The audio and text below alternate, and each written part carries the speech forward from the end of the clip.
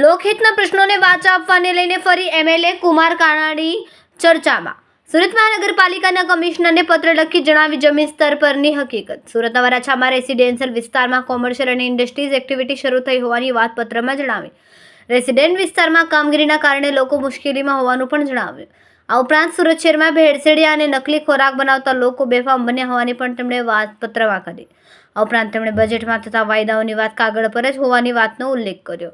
મહિલાઓ માટે pink toilet, Tapi નદી પર અશ્વિની કુમાર ફૂલપાડા અને ઉત્તરાયણને જોડતો રિવર બ્રિજ, શહીદ સ્મારક અને લાલ કિલ્લાના લાઇટ શોનું આયોજન, 5 પાડવના ઓવારા, તેમાં 3 પાનના વડના વિકાસની વાતો તેમજ ચોમાસા દરમિયાન દર વર્ષે આવતા ખાડીપુરના નિરાકરણની વાતો માત્ર ખાડી પર જ હોય તેવું તેમણે જણાવ્યું.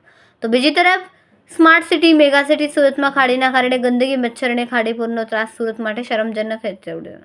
બીજી તરફ વરાછા વિસ્તારમાં હેલ્થ સેન્ટર, તરણકુંડ, community hall, auditorium, sports complex બનાવી દેવાયા બાદ હાલત ખરાબ હોવાથી એમને વાતપત્રમાં કરી હતી. આપના તરફથી પાલિકા કમિશનરને પત્ર. સુરત મહાનગરપાલિકા મ્યુનિસિપલ કમિશનરે જે ડ્રાફ્ટ બજેટ રજૂ કર્યું છે એની અંદર કમિશનરશ્રીએ સુરતને world class happy healthy city બનાવવાની વાત કરી છે. તંદુરસ્ત સિટી, રહેવાલાયક સિટી, આ વાત જેમણે કરી છે બજેટની અંદર, તો મને એ વાતની ચિંતા થઈ કે રહેવાલાયક સિટી તો ક્યારે બનશે.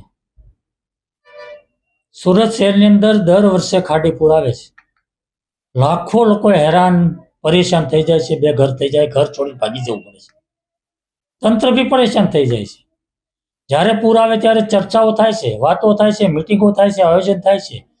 ખાડીપુર કેવી રીતે બંધ થાય, ખાડીના ત્રાસમાંથી લોકો કેવી રીતે મુક્ત થાય, ખાડીની ગંદકી, ખાડીપુર, મચ્છરોનો ત્રાસ જે રીતે લોકો સહન કરી રહ્યા છે એમાંથી કેવી રીતે મુક્તિ મળે, એનું કોઈ આયોજન આ બજેટમાં નથી થયું.